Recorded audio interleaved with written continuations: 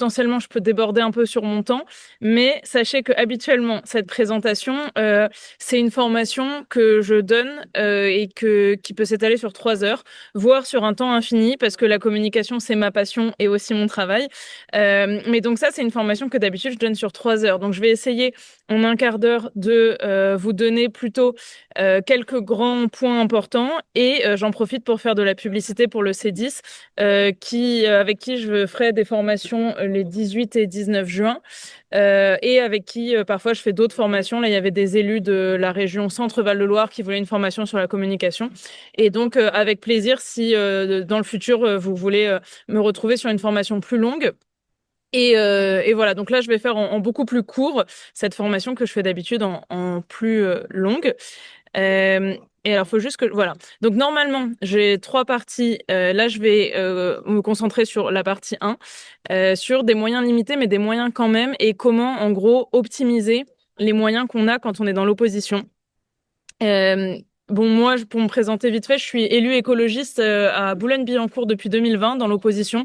Donc la question d'être candidat, d'être élu avec peu de moyens et peu de moyens de communication, c'est mon quotidien. À côté, j'ai bossé dans plusieurs campagnes électorales et je travaille aujourd'hui pour un député. Et ça a toujours, enfin, mon domaine, ça a toujours été la communication et en particulier la communication politique. Donc on va entrer sur des moyens limités, mais des moyens quand même.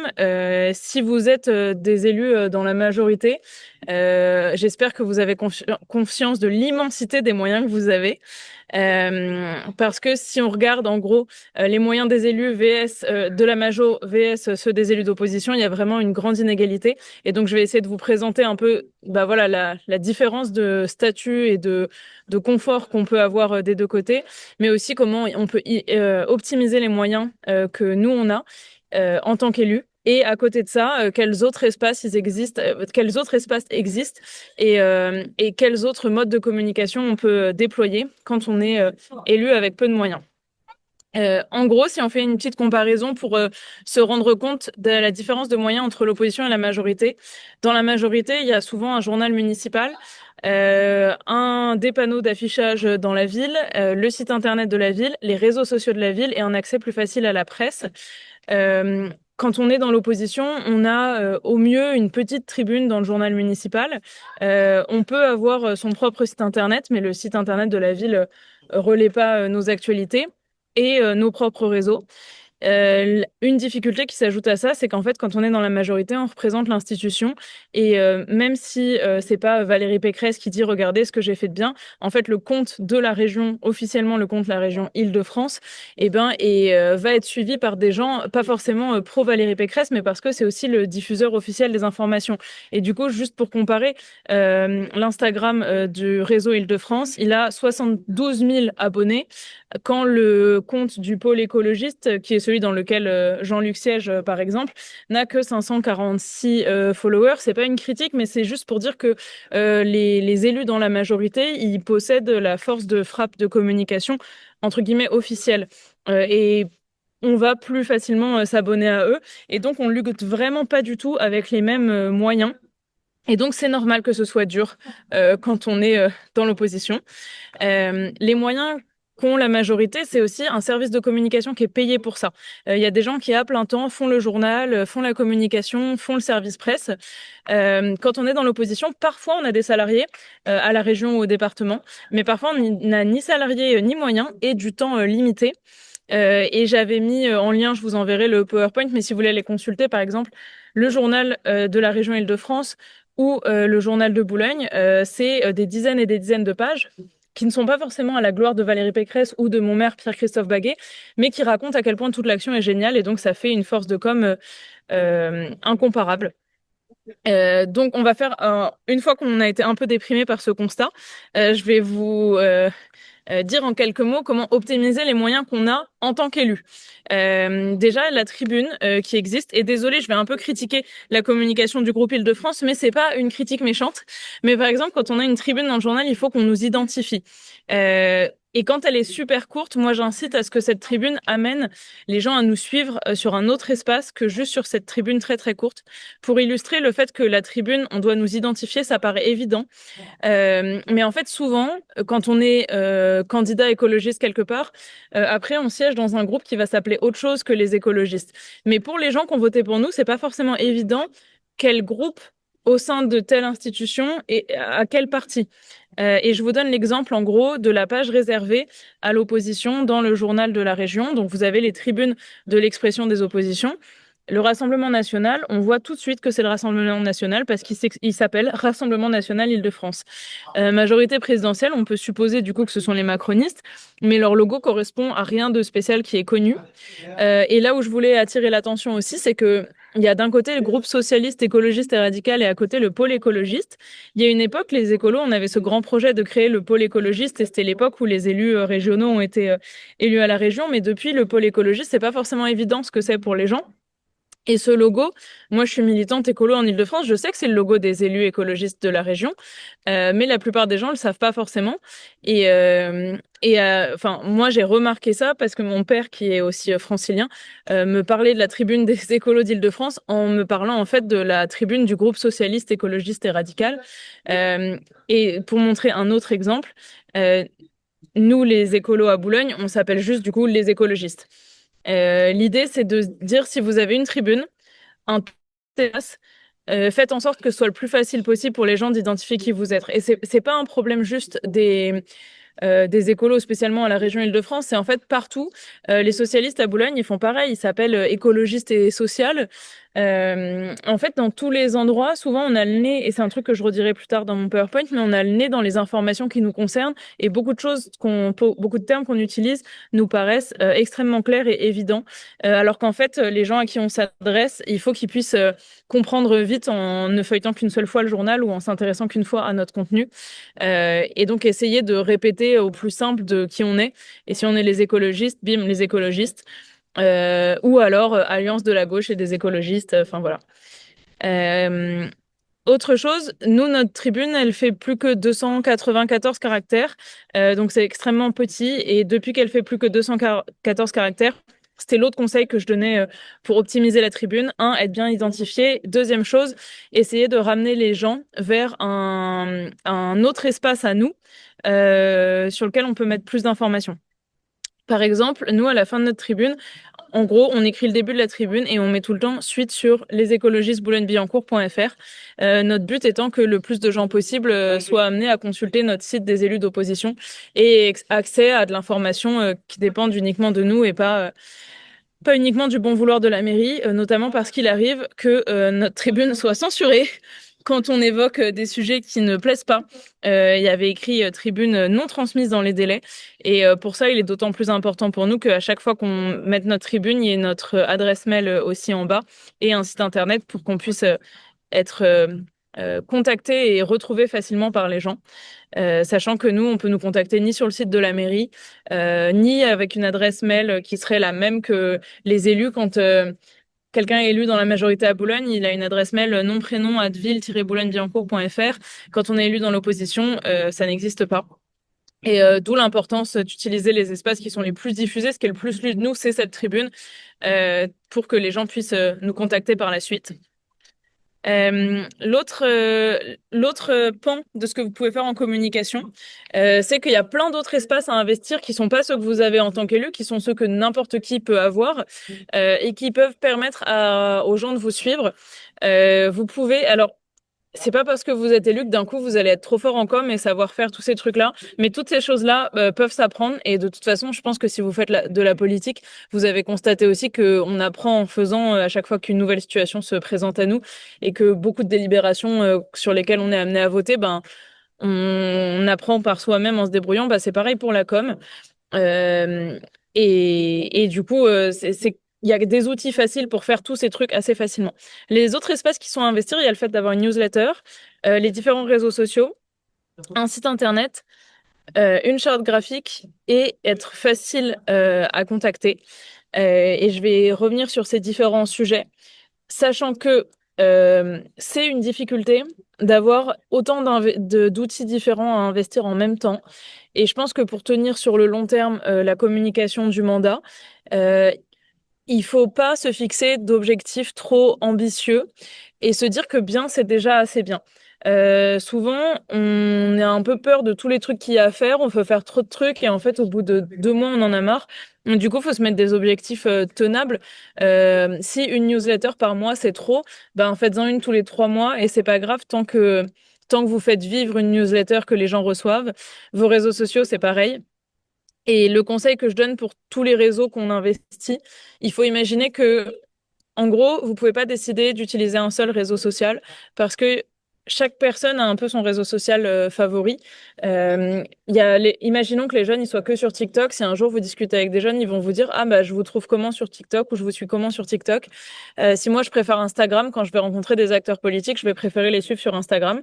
Mais du coup, vous avez vos différents profils des lecteurs qui vont chacun arriver par un canal différent. Et du coup, il faut imaginer tous vos réseaux sociaux comme des portes d'entrée vers vous. Et du coup, il faut maintenir toutes ces portes d'entrée propres. Vous allez rigoler, mais je crois que c'est mon huile d'olive de Tunisie qui arrive vers moi. Euh, ouais, attendez, est-ce que tu peux attendre 5 minutes? Oui, mais je suis en visio. Attends, ok, j'arrive. Ah, dans ta voiture? Ah ok, bon bah ça fait huile d'olive et taxi en même temps, mais c'est parfait. Mais du coup, je continue ma petite présentation. Je disais qu'il faut imaginer tous vos espaces de communication comme une porte d'entrée vers vous, et donc vous devez essayer d'avoir tous vos espaces de communication à peu près à jour. Il faut pas qu'un jour quelqu'un tombe sur votre Facebook et se dise ok, il n'y a pas d'actualité depuis 2 ans, donc ça sert à rien que je m'abonne. Il faut que à chaque fois que quelqu'un tombe sur un de vos contenus, ils se disent super, j'ai envie de m'abonner. Et c'est comme ça que vous gagnez au fur et à mesure en visibilité. Quand je dis bon bah faut pas vous fixer des objectifs trop ambitieux, si vous vous dites que un contenu par mois ou que au moins il y a un truc de moins d'1 mois sur chacun de vos réseaux, déjà ce serait vraiment super bien. Ensuite, je vais détailler juste pour la newsletter. Il y a 2 outils gratuits qui fonctionnent bien, c'est Brevo et Mailchimp, qui sont super intuitifs. Et si vous avez des questions, vous pouvez me demander. Mais sinon, avant, vous demandez sur Google, genre comment faire ça sur Brevo ou comment faire ça sur Mailchimp. Et c'est extrêmement facile. C'est gratuit. Si vous avez une grosse base de mails, c'est trop bien. Et du coup, vous avez un problème de riche va falloir payer. Mais du coup, c'est plutôt une bonne nouvelle. Ensuite, les réseaux sociaux. Ah bah c'est ce que je disais, du coup, il faut faire un ensemble de comptes avec le même nom à chaque fois. Sur chacun de votre réseau, il faut que vous vous appeliez genre les écologistes Île-de-France ou les écologistes quelque chose. Parce que si vous changez de nom sur chaque réseau, les gens ils vont grave galérer à vous trouver. Euh, et il faut que vous notiez, je sais que c'est un conseil vraiment ridicule, mais notez tous vos mots de passe quelque part sur un drive collectif. C'est nul comme conseil en sécurité, mais c'est le seul bon conseil pour pas que vous recréiez un compte Twitter ou Facebook à chaque nouvelle mandature et que vous perdiez toutes les infos. Ce que font beaucoup d'associations et de groupes militants, et ce qu'ont fait les écolos aussi avant que j'arrive. Euh, Ensuite, un contenu qui fonctionne très bien sur les réseaux sociaux, et je peux faire des formations qui durent genre 4 heures sur l'ensemble des réseaux sociaux. Là, en résumé, un contenu qui est extrêmement efficace sur les réseaux sociaux, c'est des vidéos de vos interventions en séance que vous découpez et que vous pouvez sous-titrer facilement sur CapCut. Mais là, c'est aussi une autre formation que je fais sur toutes les vidéos. En tout cas, retenez que ce genre de publication sur les réseaux marche très bien. Euh, Site internet, il faut viser un truc super simple et fonctionnel, mais il est important que vous ayez un site sur lequel vous pouvez renvoyer tout le temps, parce que le site, c'est l'endroit où vous pouvez tout mettre, que ce soit une vidéo, des documents à partager, des PDF, une invitation. Le site, c'est l'endroit où, quand on tape les écologistes tel endroit, eh ben, on tombe facilement sur vous et il y a toutes les infos. Et à ce titre, j'ai mis un lien vers le site des écologistes Île-de-France, qui est très bien fait. Et quand on tape élu écologiste, conseil départemental de tel endroit, ou les élus écologistes, conseil municipal de Boulogne, il faut qu'on tombe sur votre site internet et qu'on puisse y trouver toutes les informations. Enfin, la charte graphique, ça c'est vraiment le truc pour lequel je voudrais faire le plus de lobbying. Ça paraît vraiment pas important, mais le fait d'avoir une charte graphique professionnelle, vous investissez mais juste 1 000 € dessus au début de votre mandat. 1 000 €, ça peut paraître beaucoup, mais pour le faire à une graphiste, c'est pas très cher. Et en fait, une charte graphique, c'est juste un ensemble de règles de ce qu'on va utiliser comme couleur et comme comme ouais, l'ensemble des couleurs qu'on va utiliser, l'ensemble des écritures qu'on va utiliser. Et tout ça, ça fait que vous le suivez tout votre mandat. C'est quelque chose qui euh, semble contraignant au début, mais ça vous fait un gain en, en crédibilité énorme de d'avoir une charte graphique. Et si vous n'en faites pas une pour votre groupe spécifiquement, prenez juste la charte graphique des écologistes, dont je vois que Jean-Noël Lafaille a mis en fond d'écran derrière lui. Et en fait, vous pouvez sur le site des écolos quelque part télécharger tout ce qui s'appelle le kit graphique et appliquer ces règles à tous vos contenus. Va tout changer sur la perception qu'auront les contenus que vous publiez. Donc vraiment, j'insiste. Et je sais que beaucoup de gens vont pas le faire, mais j'aurais l'impression de vous donner une mauvaise formation en communication si j'insistais pas sur l'importance d'une charte graphique. Et en plus, ensuite, vous pouvez demander à votre graphiste d'insérer la charte graphique dans Canva. Et du coup, à chaque fois que vous utilisez Canva, juste cliquez sur votre charte graphique et à chaque fois appliquez les couleurs de votre charte graphique. Et vraiment, ça va vous changer la vie. Moi, quand je suis arrivée pour travailler chez Charles Fournier, le premier truc que j'ai demandé, c'est est-ce qu'on peut remettre à plat une charte graphique? Moi, je suis pas graphiste, mais on paye une graphiste pour ça. Et je veux qu'on puisse avoir un contenu hyper charté. Et donc, il y avait ensuite eu d'autres parties dans cette formation, mais je vois que j'ai déjà dépassé mon quart d'heure. Juste avant de terminer, Prends ton temps, respire et prends ton temps. ouais, sur les deux seules choses importantes que je voudrais que vous reteniez après aussi, c'est que quand vous communiquez, il faut passer un seul message et expliquer comme si les gens n'avaient aucune des références que vous aviez, parce que les gens n'ont aucune des références que vous avez. Et notamment tout à l'heure, je disais que le site internet de la région était très bien, mais il y a quand même une section qui s'appelle le SDRIF, je crois. Et en fait, les gens ne vont jamais cliquer sur l'onglet SDRIF parce que personne ne sait ce que c'est le SDRIF. Alors que quand on est à la région, c'est tellement un truc structurant que pour tout le monde, c'est évident. Et ben, tout ce qui sont vos références à vous, faut imaginer que vous expliquez à, par exemple, Anis, votre camarade que vous êtes fait dans le bateau, que vous devez lui expliquer ce que vous faites, et il faut vraiment reprendre les bases, du style, il y a 55 élus au conseil municipal dans ma ville. Et ça, c'est un truc enfin, faut se battre contre soi-même tout le temps, parce que ça devient trop vite de parler que avec des gens qu'on connaît. Le un seul message, ça c'est vraiment mon problème des écologistes. On fait toujours des communiqués très longs parce qu'on pense que plus c'est nuancé, plus on est proche de la vérité. Alors que votre message, vous devez pouvoir l'exprimer en une phrase. Ça aussi, c'est une bataille qu'il faut faire contre soi-même parce qu'on adore être très proche de la vérité du sujet à la nuance près. Et je n'incite pas à mentir ni à dire des choses de fausses, mais votre message, s'il est clair, vous pouvez l'exprimer en une phrase. Quitte à nuancer dans la phrase, mais vraiment, il faut que ce soit clair. Et normalement, en un paragraphe de votre communiqué presse, le premier paragraphe, il y a toutes les infos dedans, et le reste sert juste à donner plus de chiffres ou d'informations factuelles. Mais en gros, quand vous faites un communiqué, une publication, vous devez vous demander quel est le message que je veux faire passer. Et souvent, euh, moi, je veux communiquer, mais communiquer en soi, on t'en fiche. Moi, mon but, c'est pas de communiquer pour communiquer. L'intérêt de la communication, c'est quel message on veut faire passer. Et donc, nous qui sommes engagés et qui sommes révoltés par plein de trucs qu'on voit tous les jours, soit au conseil régional, soit dans la rue, on a plein de messages qu'on voudrait faire passer. Et parfois, on se dit, OK, maintenant, il faut que je communique. Et on se dit, OK, sur quoi je veux communiquer? Alors qu'en fait, il faut faire le truc inverse. Il faut se dire de quoi j'ai envie de parler, quels sont les messages qui sont importants, et après, on voit comment on les fait passer dans le moule d'une communication efficace.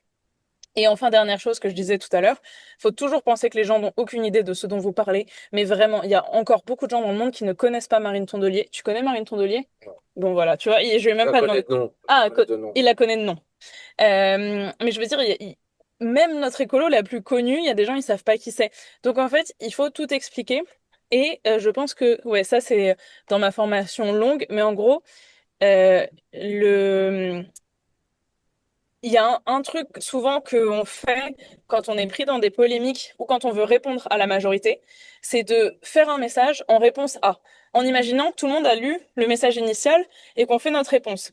Et donc en fait, soit euh, on a besoin vraiment de répondre et du coup on commence en expliquant comme si on était les premiers à l'expliquer et que personne n'en avait jamais entendu parler.